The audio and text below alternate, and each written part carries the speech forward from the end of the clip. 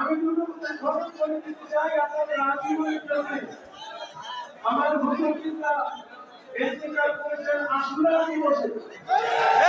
মহররমের 10 তারিখ আশুরা দিবসে তাহাজ্জুদের নামাজের সময় 11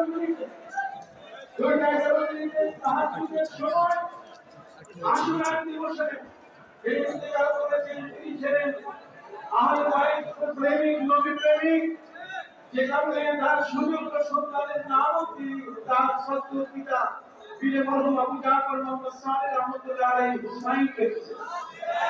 অতএব হুসাইনের শাহাদাতের দিনের সাথে আজ যিনি আমাদের রাহবার হতে চলেছেন, যার হাতে আমরা বায়াত গ্রহণ করব,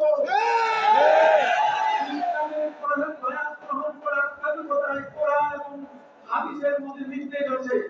আল্লাহ তাআলা নবীদেরকে পাঠাইতে গিয়ে তাদের কাছ থেকে মিসাল নিয়েছেন, শপথ নিয়েছেন।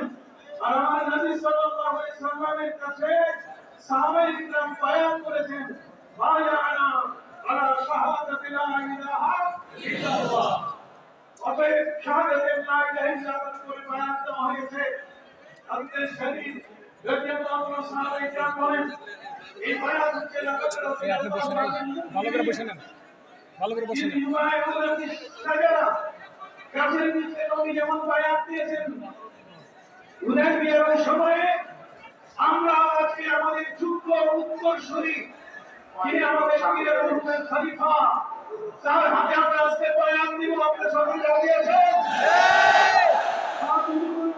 রাজি আছেন? সারা বায়াত দেয়, শপথ করে। সম্মানিত শরীর, এটি হযরত দাউদ আলাইহিস সালাম তারপরে নবী আলাইহিস সালামের কাছে যখন ইমানদার মহিলারা আসতো, আল্লাহ বলেন ইযা জাআকা মুমিনাত ইউবাইয়ুনাকা, শেষে আছে ফাবাইয়ুনা বিমারুফে, আপনি তাদের বায়াত দেন। অতএব বায়াত হচ্ছে ইসলামের স্বীকৃত বিষয়।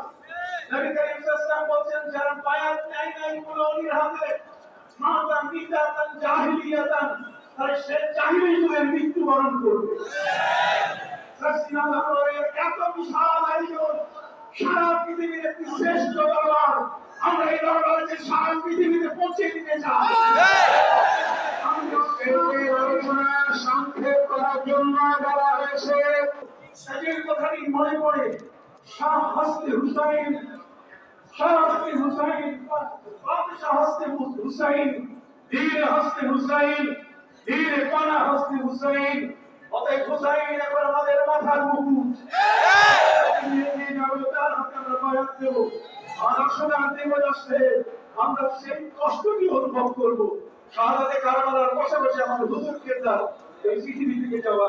আসসালামু আলাইকুম ওয়া রাহমাতুল্লাহি ওয়া বারাকাতুহু।